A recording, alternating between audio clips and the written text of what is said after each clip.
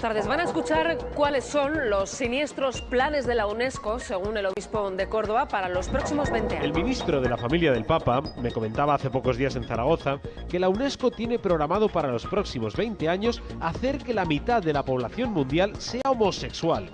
Sí.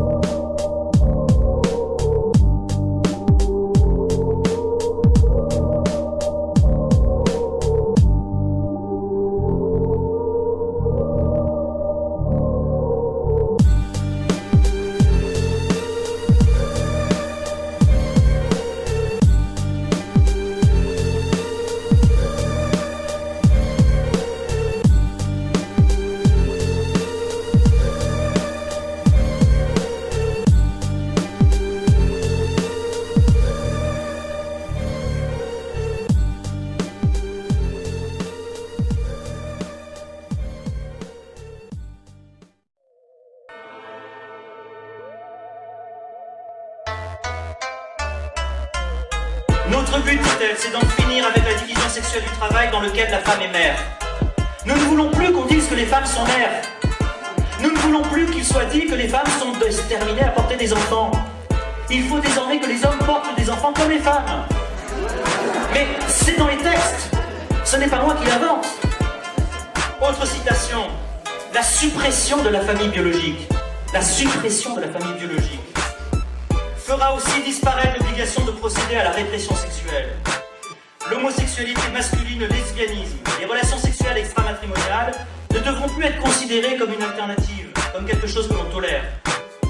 Il faudra, au lieu de cela, que même les catégories d'homosexualité et d'hétérosexualité soient abandonnées, l'institution même des relations sexuelles où l'homme et la femme exercent un rôle bien déterminé disparaîtra. L'humanité pourra enfin revenir à sa sexualité perverse polymorphe, dans lesquelles il n'y a plus aucune détermination de la femme et de l'homme en matière de procréation. Alors, vous allez me dire, mais ils sont fous.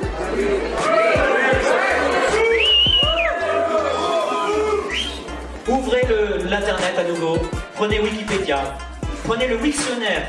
Le Wiktionnaire, qui est le dictionnaire de Wikipédia, que tous les adolescents regardent, qui est le premier réflexe de ceux qui veulent avoir une définition. Il vous dit l'identité de genre, c'est 3 éléments. Le sexe génital, le choix que l'on fait d'être un homme ou une femme, et l'orientation sexuelle ensuite. Je pourrais donc, moi homme, décider d'être une femme, mais en même temps avoir une orientation sexuelle vers les femmes. Et à ce moment-là, je serai lesbienne, si j'ai des relations sexuelles avec une femme. J'ai dit comme vous, mais ils sont au pouvoir aujourd'hui. Parce que dans tous les cabinets ministériels se trouvent ces militants LGBT qui prônent cette théorie. Monsieur Hérigon, lors de ce débat au Sénat, a déclaré qu'il faut en finir avec la filiation naturelle. Ce n'est pas parce que je suis père d'un enfant que je dois être son père. Je dois décider d'être le père simplement d'un autre enfant qui est là-bas, qui n'est pas le mien. Et mon enfant, si je ne veux pas être son père, on n'aura pas le droit de me l'imposer. Parce que la filiation doit devenir subjective. Subjective, simplement. C'est en train de se mettre en place aujourd'hui en France. C'est concret. Ce n'est pas demain, c'est aujourd'hui.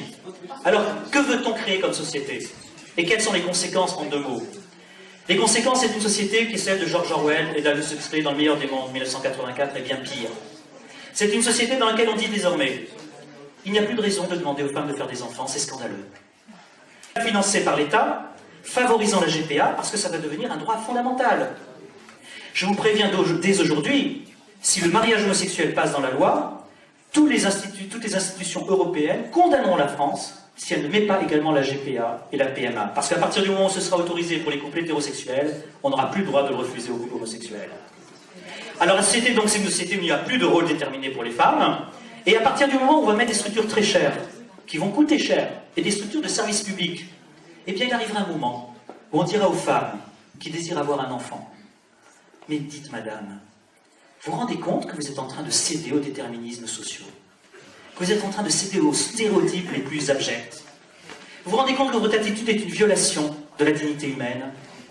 Le fait que vous vouliez avoir un enfant naturellement, c'est un comble. Eh bien je vais vous dire, moi État, c'est un caprice de votre part. Alors votre enfant, vous le ferez toute seule, sans soutien financier, parce que nous n'allons pas soutenir une femme qui continue à être dans les stéréotypes, en violation des droits fondamentaux de tous les êtres humains par ailleurs. C'est ça qu'on va vous dire. Et alors vous allez me dire, mais ce monsieur est fou, parce que personne ne peut là encore adhérer. J'écoutais à France Info il y a 3 jours un débat. Le débat c'était, faut-il faire des assistantes sexuelles des handicapés un service public? Vous l'avez entendu comme moi. Payer des femmes pour qu'elles aillent donner du plaisir sexuel à des handicapés, aux frais de l'État, aux frais du contribuable. Si on avait dit ça il y a 20 ans, on aurait hurlé de rire, d'horreur. Mais c'est en débat aujourd'hui. Donc vous riez aujourd'hui de ce que je suis en train de vous dire. Mais c'est dans la loi qui se prépare. Il va falloir donc se lever et dire non. Et vous savez, dans le passé, j'entendais tout à l'heure les familles divisées par le débat. À une époque, on disait l'affaire Dreyfus a divisé toutes les familles de France. Cette affaire de mariage homosexuel, qui n'est qu'une première étape, ça n'a rien à voir avec l'homosexualité à l'extrême, parce qu'en fait, ça va beaucoup plus loin. Donc quand on nous parle d'homophobie, c'est absolument absurde. L'homophobie, désormais, c'est quoi dans l'esprit de ces gens-là? Vous êtes homophobe simplement si vous dites qu'une femme, c'est différent d'un homme. C'est ça, désormais, l'homophobie. Et vous irez en prison dans 20 ans, si vous ne bougez pas, simplement parce que vous direz qu'un homme, c'est différent d'une femme. Et donc, j'entendais ces familles divisées, et je me disais, oui, nous sommes face à une nouvelle affaire Dreyfus. Eh bien, écoutez, au nom de l'ensemble du collectif, ce soir, je crois que nous pouvons dire tous ensemble, nous accusons une petite minorité LGBT, présente dans les cabinets ministériels, de manipuler l'opinion et des hommes politiques trop crédules sur les véritables motivations qui sont les leurs. Nous accusons un certain nombre de médias d'empêcher leurs propres journalistes de parler, d'effectuer des pressions intolérables sur les journalistes pour les empêcher de dire la vérité, comme cela s'est fait en 2007 à propos du traité de Lisbonne, où brusquement tous les journalistes qui étaient contre sont devenus pour, parce que leur direction leur disait « vous n'avez pas le choix, ou vous dites que vous êtes pour, ou vous êtes licencié ». Nous accusons donc ces gens-là de faire des pressions intolérables. Nous accusons ces gens-là, financés par des grandes banques internationales, de faire tout ce leur possible pour subvertir, sans que cela se voie, les structures fondamentales de la société et de l'humanité. Eh bien, nous les accusons, et nous n'avons pas peur des mots, de trahison pure et simple de l'humanité.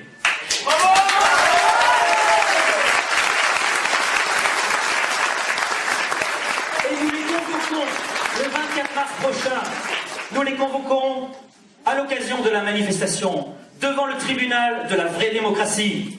c'est-à-dire celles qui recherchent le bien commun, l'intérêt général, et non pas le bien d'une toute petite minorité, 0,06%. Et nous les convoquons au tribunal de la raison, au tribunal de la nature, au tribunal du cœur et au tribunal de l'amour. Parce que, bon sang, entre un homme et une femme, c'est l'amour avant tout qui est à l'origine de tout.